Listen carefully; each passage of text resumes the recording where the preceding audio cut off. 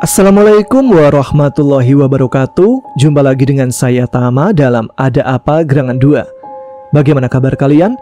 Semoga selalu diberikan kesehatan dan juga rezeki yang cukup.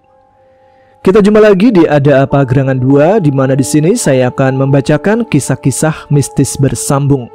Dan kali ini kita lanjutkan kembali sebuah cerita pendakian mistis ke Gunung Lawu yang dilakukan oleh Rama dan ke-12 temannya. Sebuah cerita pendakian yang diberi judul Pendaki Terlarang di Gunung Lawu. Ya sudah, kita langsung saja menuju ke kelanjutan ceritanya. Teman-teman, ada apa gerangan? Ceritanya mulai dari sini.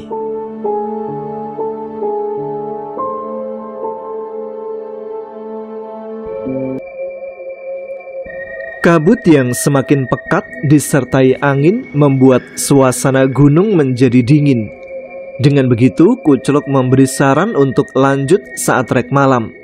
Karena menurut pengalamannya, cuaca seperti itu akan hilang setelah waktu maghrib atau sekitar jam 7 malam.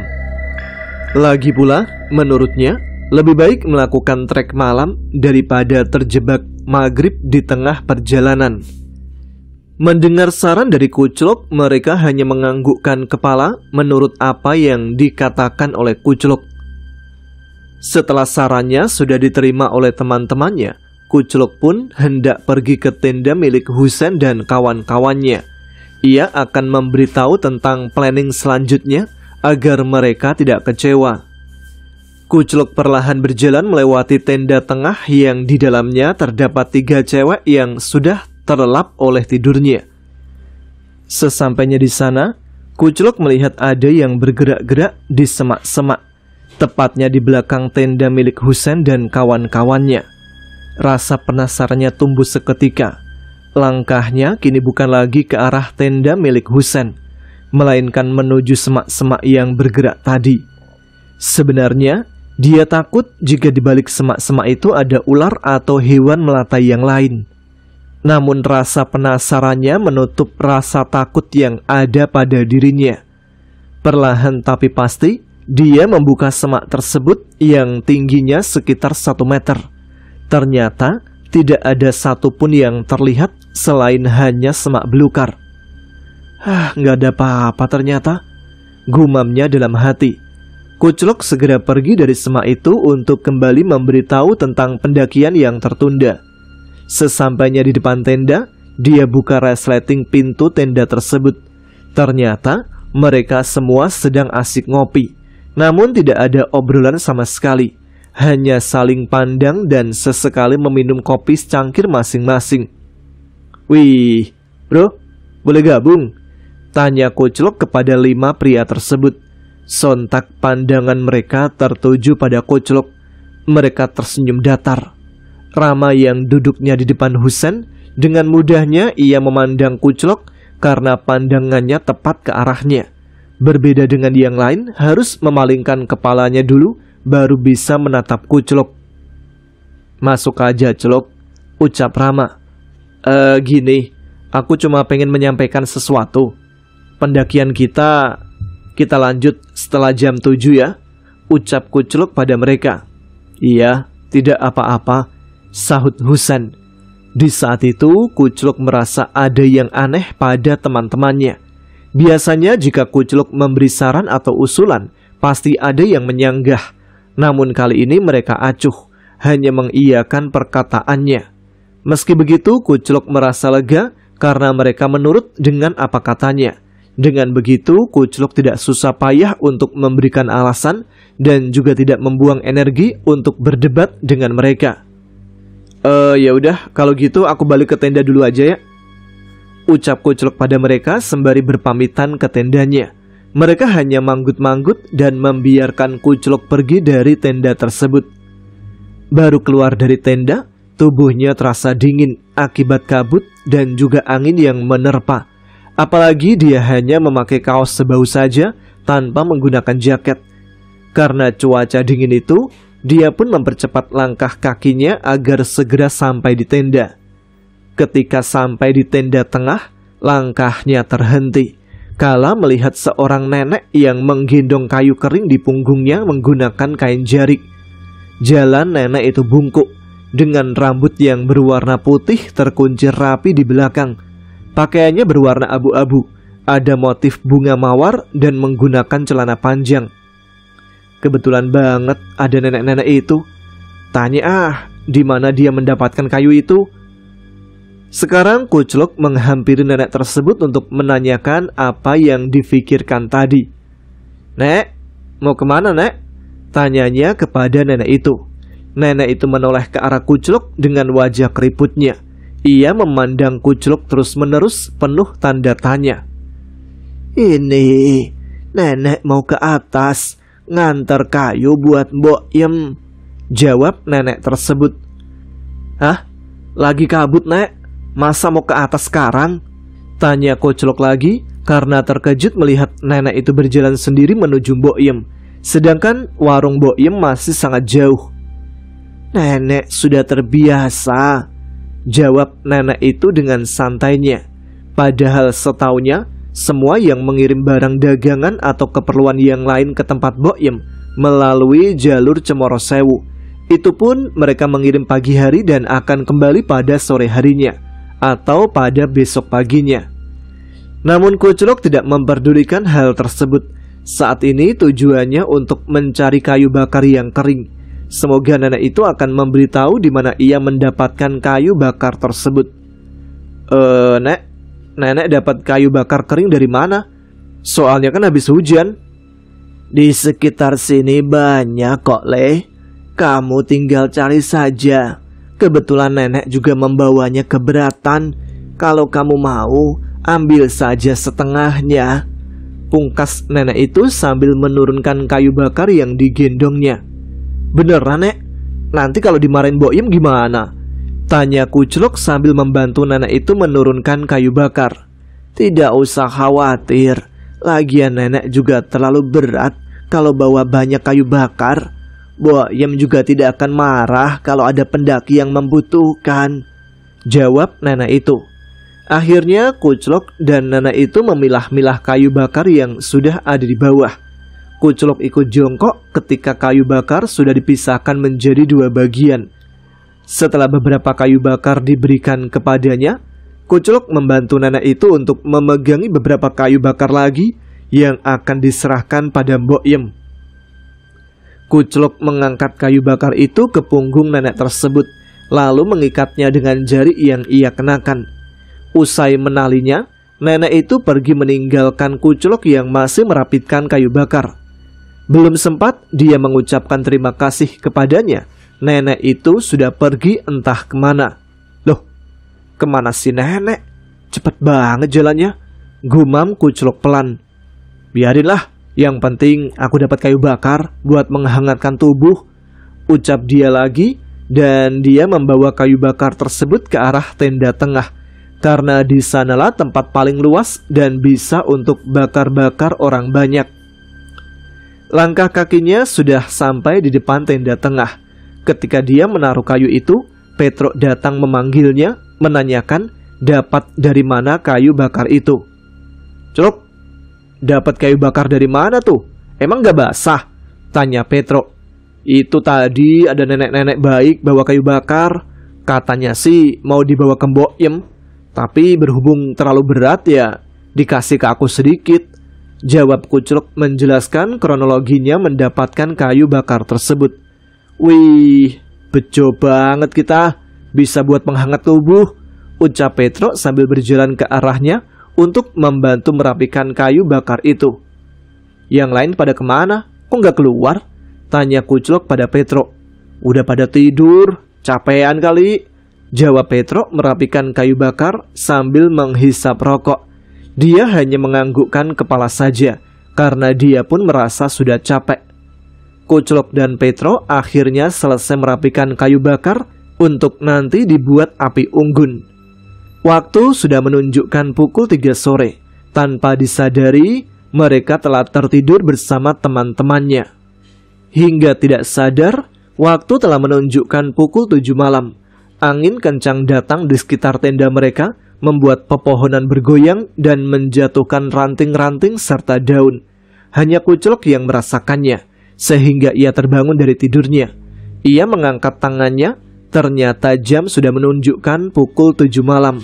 Ia pun terbelalak dan membuka matanya lebar-lebar. Ketika hendak membangunkan teman-temannya, ia mendengar suara perempuan memanggil namanya. "Iya, tunggu bentar," jawab Kuclok sambil memakai jaket gunung karena ia merasa di tenda sudah dingin, apalagi di luar. "Clok, antar aku buang air kecil ya," ucap Puspita. "Tumben banget ngajak aku, biasanya minta Seto buat nemenin," ucap Kuclok. "Tadi aku bangunin gak ada sautan. Berhubung hanya kamu yang bangun, apa boleh buat?" Iya, aku anterin." Mereka berdua berjalan ke arah pohon besar yang ada di sekitar tenda. Puspita yang katanya sudah tidak tahan hingga ia berlari ke arah pohon besar itu. Kuclok hanya mengikuti kemana arah Puspita berada sambil memandangi sekitar menggunakan headlampnya. Puspita pergi ke belakang pohon besar itu sehingga tertutup dari pandangan Kuclok. Sedangkan Kuclok sudah di dekat pohon besar, berdiri membelakangi pohon tersebut. Suara angin berhembus tidak sekencang tadi, namun bukan berarti ia merasa tidak kedinginan. Ia memeluk dirinya sendiri, sesekali ia juga menggosokkan kedua tangannya agar menimbulkan rasa hangat pada tangannya. Tiba-tiba, Kuclok mendengar ada suara yang jatuh di sekitar pohon besar tempat Puspita buang air kecil. "Pit, kamu jatuh?" Ia sedikit mendekat ke arah pohon itu, namun ia ragu jika dikira ia sedang mencuri kesempatan untuk mengintip Puspita. Namun ketika dilihat ke balik pohon tersebut, tidak ada siapapun di sana. Entah kemana perginya Puspita. Kuclok terbelalak panik ketika dia tidak melihat Puspita. Ia mencari ke sekitar pohon tersebut yang terdapat semak-semak. "Pit, kemana?" "Masa iya dia ke semak-semak?" ucap Kuclok bicara sendiri. Ia pun masuk ke dalam semak tersebut mencari Puspita. Tiba-tiba angin berhembus membuat tubuhnya menggigil. Di saat itu ada sebuah tangan yang menepuk pundaknya. Tangan itu terasa dingin ketika menyentuh lehernya. Ia terkejut kala itu, belum berani untuk melihat ke belakang. "Siapa?" tanya Kuclok dengan nada terbata-bata. Tubuh Kuclok tiba-tiba tidak bisa digerakkan sama sekali. Tangan yang ada di pundak kanan Kuclok sekarang sudah berada di lehernya. Ingin rasanya dia berteriak minta tolong, namun apa daya, ia hanya bisa menggerakkan bola matanya. Keringat dingin bercucuran membasahi tubuhnya. Ia hanya bisa pasrah dan berharap ada orang yang menolongnya. "Clok, kamu ngapain di sini?" tanya seorang perempuan. Kuclok tidak asing dengan suara perempuan itu. Meski begitu, jantungnya masih berdetak kencang. Ia takut suara itu bukan milik perempuan yang ia kenal. Perlahan ia memalingkan kepalanya diikuti oleh tubuhnya menghadap ke arah belakang. "Puspita?" ucap Kuclok terkejut karena tiba-tiba Puspita sudah ada di belakangnya. Dia hanya menganggukkan kepalanya sambil menyunggingkan senyum pada Kuclok. "Kamu dari mana? Bukannya tadi kamu di sini?" tanya Kuclok penasaran. "Tadi aku buang air kecil di semak sebelah sana. Lalu kamu kesini ngapain? Mau ngintip ya?" jawab Puspita balik bertanya sambil menunjuk ke semak-semak tempat ia buang air kecil. Enggak, aku tadi dengar ada sesuatu yang jatuh dari sini. Tak kirain kamu. Ya, aku niatnya cuma mau nolong, bukan mau ngintip kok," jawab Kuclok grogi karena takut dikira ngintip. "Padahal tanpa mengintip juga, kalau kamu mau, aku bakal ngeliatin," ucap Puspita menggoda Kuclok. Senyuman bagi bulan sabit itu membuat semua orang akan tergoda melihatnya. Meskipun sebenarnya dalam hati, Kuclok memang menantikan momen tersebut. Bukan berarti ia akan langsung mau dengan apa yang dikatakan oleh Puspita. "Ah, gak usah bercanda kamu. Ini di gunung, dan kalau ada teman kita yang lihat, gimana?" ucap Kuclok mencari alasan yang tepat. "Gak akan ada yang tahu. Mereka juga masih tidur. Lagi pula, cuaca di sini dingin." Apa kamu tidak membutuhkan kehangatan? Tukas Puspita yang masih mencoba merayunya. Tubuh mereka semakin dekat, serta wajahnya saling pandang. Tangan Puspita tiba-tiba memeluk tubuh Kucluk yang atletis, berhasil membuat iman Kucluk tergoyahkan. Bagaimanapun Kucluk adalah seorang lelaki. Jika dihadapkan seperti itu, pasti akan tergoda juga. Apalagi perempuan di hadapannya lebih cantik dari Indah kekasihnya. Sebenarnya, aku suka sama kamu dari awal kita jumpa. Tapi kan kamu udah punya pacar, Pit. Aku sekarang seperti sudah tidak dianggap sama Andre karena dia lebih memilih berkumpul dengan teman-teman motornya. Seketika Puspita berucap memelas manja agar Kucluk mengikuti birahinya. Sebenarnya aku dengan Indah juga udah putus sebelum aku kenal kamu, Pit. Jawab Kucluk berbohong. Dinginnya malam membuat mereka saling peluk dan saling tatap satu sama lain.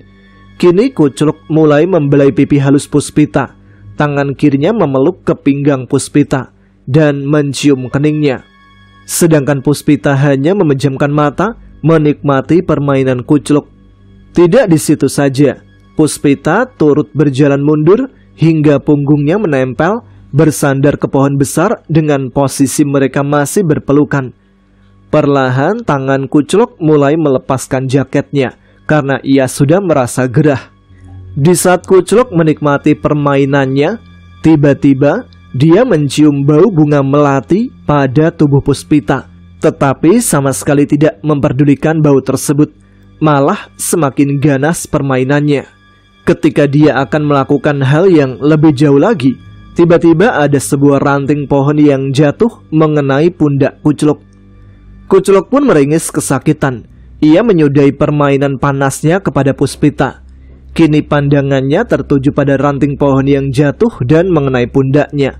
Beruntung ranting tersebut tidaklah terlalu besar dan tidak menjatuhi kepalanya. Ini kan ranting pohon yang aku tali dengan trash bag tadi siang, gumam Kucluk dalam hati. Seketika ia teringat dengan pohon besar tadi siang yang digunakannya untuk buang air kecil. Sontak ia terkejut setelah mengingat tempat tadi siang. Segera ia beralih pada Puspita untuk mengajaknya pergi. Pit, ayo kita Belum selesai dia berkata, kini ia tidak melihat Puspita, melainkan sosok kuntilanak dengan wajah menyeramkan berbaju putih dengan kuku yang panjang. Rambutnya gimbal ke belakang hingga menampakkan wajahnya yang hancur penuh darah. Kedua matanya melotot seperti akan copot. Hidungnya mengeluarkan belatung dan kepalanya miring ke kiri seperti akan jatuh. Kucluk, ayo lanjutkan. Cumbu aku, ajak kuntilanak itu. Suara tawanya memecah suasana romantis menjadi mencekam dan menyeramkan. Perlahan-lahan kuntilanak itu mendekati Kucluk dengan dua tangannya menjulur ke depan. Kucluk terbelalak ketakutan melihat kuntilanak mengerikan tersebut. Ia hendak pergi dari sana, namun kakinya seakan berat untuk digerakkan. Ternyata ketika melihat ke bawah, kakinya dipegangi oleh anak kecil kepala gundul dengan wajah tanpa mata dan gigi runcing. Dia pun berteriak minta tolong pada teman-temannya. Berkali-kali ia berteriak sampai tenggorokannya kering, tetapi tidak ada yang menyauti. Kuntilanak itu sudah tepat di depan Kucluk dan ingin mencekik lehernya. Sedangkan anak kecil kepala gundul itu menggigit kaki Kucluk hingga ia mengerang kesakitan. Ampun, ucap Kucluk minta ampun dengan suara seraknya. Masih dalam keadaan kesakitan, Kucluk nampak melihat cahaya lampu senter berjalan mengarah ke tempatnya. Kedua sosok itu menghentikan siksaannya kepada Kucluk dan menghilang begitu saja, meninggalkan kepulan asap hitam pekat dan membiarkan Kucluk tersimpuh sendiri. Dia menghela nafas lega di saat kedua sosok itu sudah pergi dari hadapannya. Meski begitu, ia masih merasakan tenggorokan kering, lehernya sakit karena dicekik kuntilanak, dan kaki kirinya berdarah akibat gigitan dari anak kecil tersebut. Kini ia hanya bisa pasrah menunggu pertolongan dari orang yang akan datang menghampirinya. Sementara itu di pos 1, tempat rombongan Husain berada, hujan sudah reda dan angin tidak begitu kencang. Namun kabut hitam mulai turun hingga menutupi cahaya matahari senja.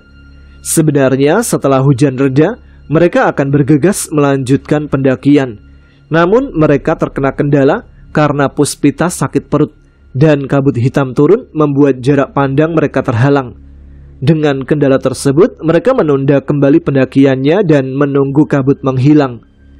Di dalam tenda, kelima laki-laki sedang asik dengan perbincangannya, ditemani dengan 5 cangkir kopi dan juga rokok sebagai pasangan serasi antara kopi dan rokok. Mereka sesekali tertawa kecil, menceritakan tentang kelakuan teman-teman kuliahnya. Berbeda dengan Husain, hanya mengikuti tawa teman-temannya. Ia sedikit cerita, bahkan sedikit senyum sambil melihat jam di pergelangan tangannya. "Sen, kamu lagi mikirin apa?" tanya Rama. Sontak Husain tersadar dari lamunannya kala namanya dipanggil oleh Rama. Enggak apa-apa Ram," jawab Husain dengan raut wajah risau. "Gak usah bohong Sen, raut wajahmu itu kelihatan risau," ucap Rama. Kini semua pandangan tertuju kepada Husain. Dengan begitu Husain pun menceritakan kegelisahannya. "Sebenarnya aku cuma mikirin keadaan Kuclok sama yang lain. Aku merasa kasihan sama mereka. Sedangkan sekarang cuaca kan mulai gelap," ucap Husain sambil menatap jam di pergelangan tangannya. "Gak usah dikhawatirin Sen. Setelah maghrib kita doakan mereka semoga kita bisa ketemu mereka kembali," tutur Rama menenangkan. "Amin." Terdengar suara azan dari ponsel milik Rama. Rama pun mengajak untuk segera menunaikan ibadah sholat kepada teman-temannya. Effendi sudah menyiapkan air wudhu untuk digunakannya dan juga teman-temannya. Sedangkan Elang dan Rama menyiapkan matras dan sajadah digelar di depan tendanya. Setelah semua sudah siap, mereka satu persatu berwudhu bergantian menggunakan air secukupnya. Setelah wudhu, mereka sudah menggunakan sarung masing-masing dan siap untuk sholat berjamaah. Puspita dan juga Purwanti keluar dari tenda. Mereka berdua melihat teman laki-lakinya sedang menunaikan ibadah. Puspita berinisiatif mengajak Purwanti menyiapkan makan untuknya dan juga teman-temannya. Singkat cerita, masakan sudah jadi, tinggal menunggu kopi saja yang dibuat oleh Puspita. Kelima laki-laki itu pun sudah selesai sholat. Sedangkan matras yang dipakai sholat tadi dijadikan satu, digabung dengan matras yang sudah disediakan oleh Purwanti. "Wih, kayak di rumah aja nih. Selesai sholat, makanan udah siap," ucap Effendi kegirangan. "Kamu ini ada-ada aja. Ayo kita makan, keburu dingin," pungkas Puspita. Mereka pun segera duduk dan mulai memakan apa yang sudah disiapkan. Di tengah mereka makan, terdengar langkah kaki pendaki lain yang akan naik gunung juga. Pendaki itu terdapat 4 orang dengan nama Andi, Edi, Wahyu, dan juga Eko. Dari keempat pendaki tersebut, ada di antara mereka yang tidak memakai kaos, hanya bercelana training dan membawa carrier. Salah satu dari 4 pendaki itu menghampiri rombongan Husain. Namanya Edi yang tidak memakai kaos, padahal cuaca saat itu sangatlah dingin. "Maaf Mas, mengganggu makannya. Mau minta izin mendirikan tenda sebelah kanannya ya," ucap Edi kepada Rama. Karena saat itu yang didekati Edi adalah Rama. "Oh iya Mas, gak usah sungkan. Langsung sana aja gak apa-apa Mas. Lagian itu milik bersama kok," pungkas Rama sambil memegang makanan yang belum habis. "Makasih banyak Mas. Saya kesana dulu ya," ucap Edi sambil tersenyum ramah. "Mas, gak makan dulu? Nih masih banyak, nanti kita bantu buat mendirikan tendanya," saut Seto sambil menunjukkan mie goreng yang masih banyak. "Gak usah Mas, malah ngerepotin," ucap Edi melipir menjauhi rombongan Husain. Edi dan teman-temannya sudah berada di dekat tenda milik Husain. Mereka sibuk mengeluarkan alat-alat gunung seperti tenda, matras, dan sebagainya. Dengan hati-hati mereka merangkai tenda tersebut dan mendirikannya. Setelah dirasa siap semua, mereka masuk satu persatu ke dalam tendanya. "Pur, anak tadi kok kuat banget ya? Dingin-dingin gini gak pakai jaket atau kaos?" bisik Puspita kepada Purwanti. Iya, aneh, padahal Gunung Lawu kan terkenal dingin, ucap Purwanti berbisik-bisik.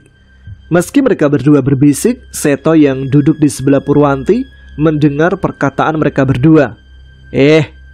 Lagi ngapain? Orang lagi makan kok ngomongin orang, tutur Seto. Sikunya menyenggol Purwanti. Tapi bener kan? Ucap Purwanti menyela. Iya sih, yaudah habisin makanannya. Selesai itu, kita nyalakan lampu tenda masing-masing. Udah gelap ini. Setelah itu terserah kalian, mau di luar tenda atau di dalam, ucap Seto ketularan rocos. Setelah mereka makan, masing-masing masuk ke dalam tenda dan ngobrol banyak di dalam tenda. Lagi-lagi Purwanti dan Puspita masih membicarakan keempat pendaki yang baru datang. Beberapa saat kemudian, mereka dikagetkan dengan teriakan minta tolong dari tenda sebelah yang baru datang tadi. Mendengar teriakan tersebut, kawan-kawan Rama bergegas keluar tenda dan berlari menuju tenda sebelah.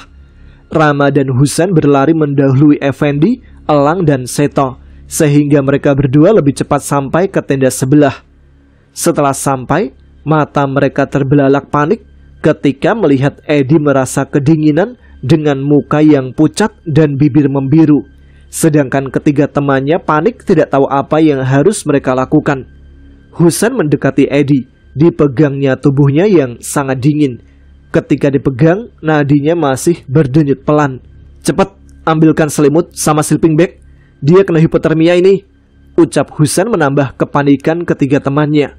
Rama yang mengerti tujuan Husen pun segera mencari selimut dan juga sleeping bag. Namun di tenda tersebut tidak ada. Ia bergegas berlari ke tendanya, mengambil selimut dan juga sleeping bag miliknya. Setelah diambil, ia serahkan pada Husen yang sudah memeluk tubuh Edi. Ini Sen, pakai punyaku aja, ucap Rama menyerahkan selimut dan sleeping bagnya. Di dalam tenda hanya ada Rama, Husen, dan Edi. Sedangkan di luar, Seto, Elang, dan Effendi menenangkan ketiga teman Edi. Rama dan Husen berusaha membuat tubuh Edi menjadi hangat. Pur, buatin air hangat, perintah Rama. Tanpa menunggu lama, Purwanti segera membuatkan air hangat 1 gelas sedang. Beruntung kompor bekas masak belum dibereskan, sehingga ia tidak susah payah untuk membuat air hangat. Gimana Sen? Udah sadarkah? Tanya Rama. Belum Ram, tapi ini pipinya udah nggak sedingin tadi. Kemungkinan sebentar lagi sadar, jawab Husen. Sementara itu ketiga temannya bersedih melihat Edi seperti itu. Mereka hanya bisa menangis tanpa bisa berbuat apapun.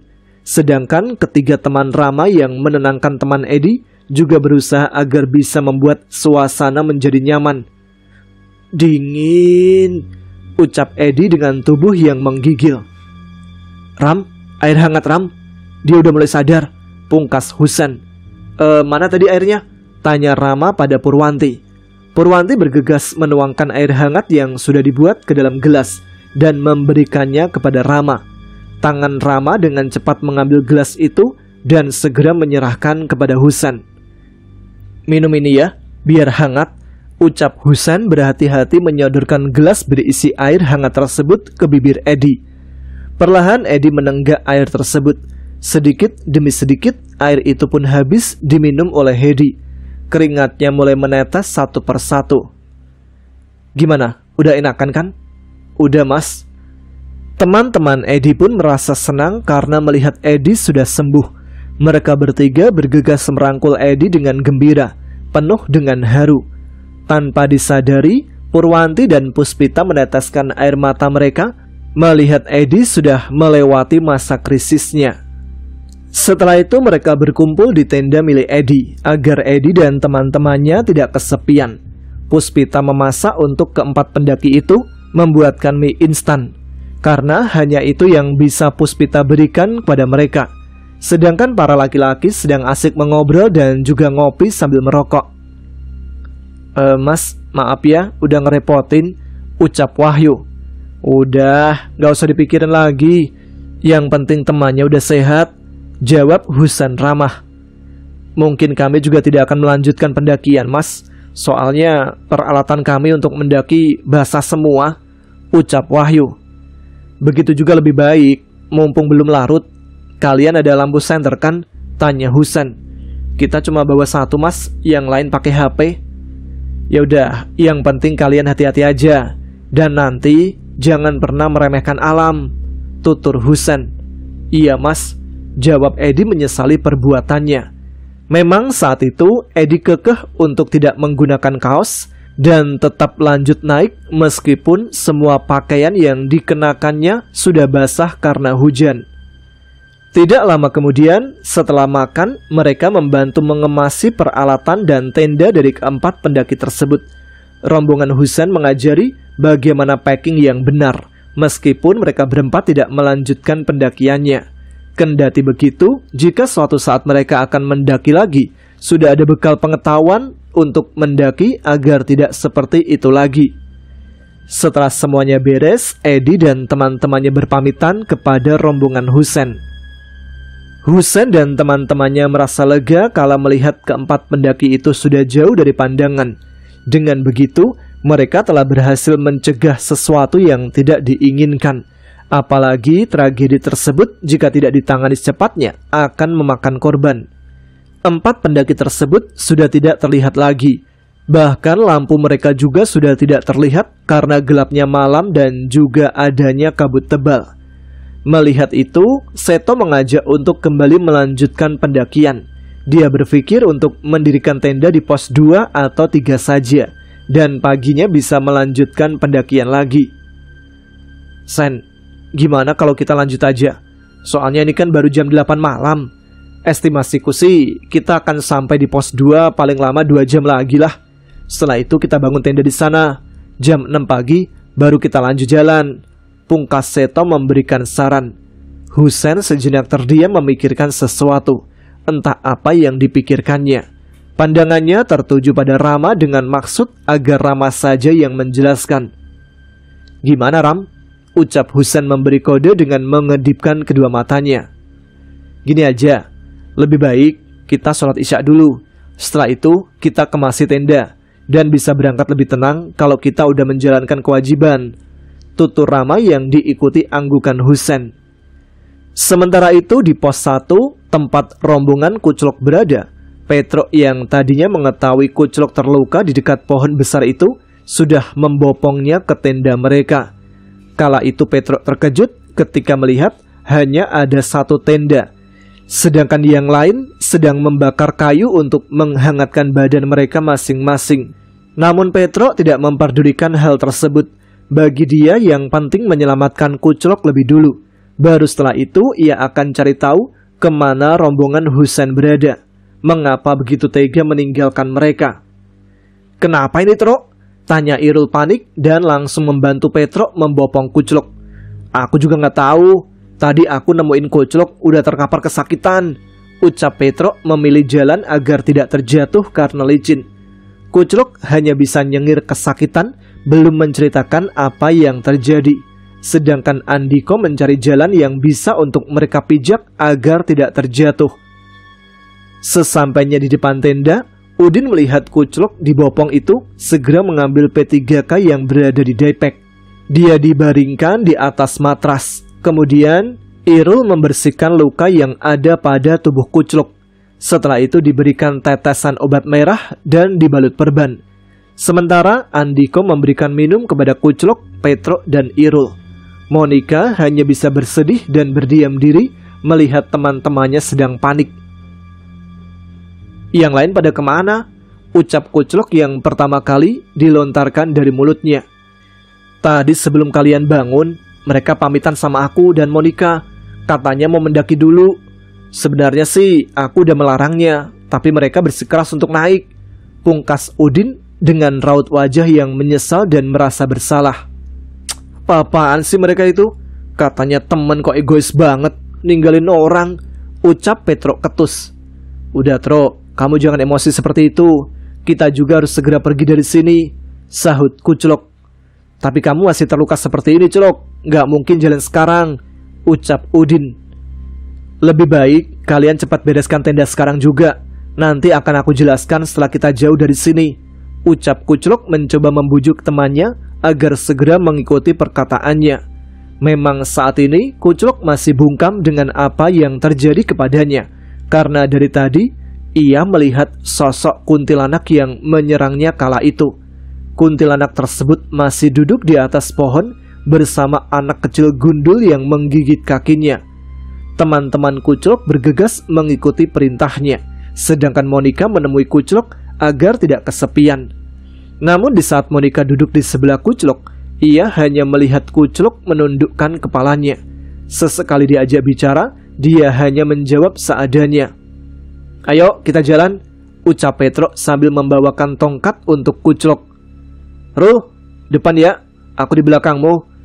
Masalah jalan nanti ikuti aja perintahku," ucap Kuclok memerintahkan sambil berdiri dengan tongkat yang diberikan Petro. "Siap, Celok," jawab Irul. Mereka pun berjalan lagi dengan formasi Irul paling depan, nomor 2 ada Kuclok, lalu Monica, kemudian Udin, nomor 5-nya ada Andiko, dan yang paling belakang ada Petro. Saat mereka meninggalkan tempat itu, dua sosok yang duduk di pohon hanya melihat mereka dan tertawa. "Biyung, apa Biyung tidak mau mengerjai mereka? Tadi orang yang itu pipisin aku," ucap hantu anak kecil itu. Sampai di sini dulu ya episode kali ini. Kita akan lanjutkan cerita pendakian Rama dan teman-temannya ke Gunung Lawu pada episode selanjutnya. Ini dari kemarin kayaknya dapat gangguan terus, padahal mereka belum mulai pendakian nih. Apakah ketika pendakian gangguannya akan lebih intens dan ekstrim? Kita akan saksikan atau dengarkan di episode selanjutnya. Terima kasih untuk teman-teman sekalian yang sudah menyimak episode kali ini. Terima kasih untuk support kalian. Jangan lupa tuliskan komen, tunjukkan eksistensi kalian. Ya sudah, sekarang saya Tama harus pamit. Jumpa lagi di episode selanjutnya tentunya. Tetap semangat ya. Jaga kesehatan selalu. Wassalamualaikum warahmatullahi wabarakatuh.